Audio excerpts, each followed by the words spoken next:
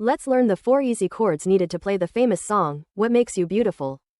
Today we will learn the open chords G, D, E minor, and C, and the rhythm that powers the entire tune.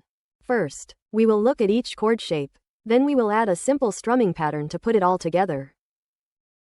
Open chords use your fretting hand and include open strings that ring out clearly. Let us start with G major. Place your fingers on the 3rd fret of the thickest and thinnest strings, and the 2nd fret of the 5th string.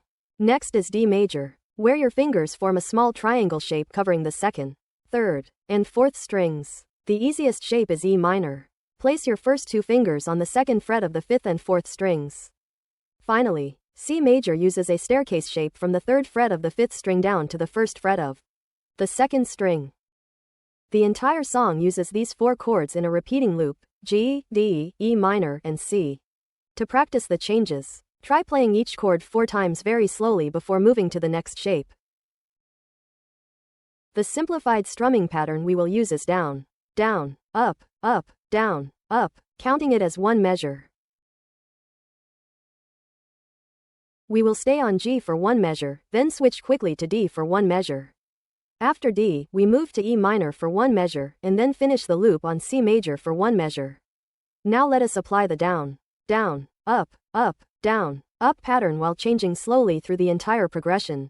When transitioning, take a moment to ensure your fingers press firmly to make every string sound clear. Keep repeating this 4 chord sequence to feel the flow of the entire verse and chorus. You now know the G, D, E minor, and C open chords and a simple rhythm that allows you to play the whole song.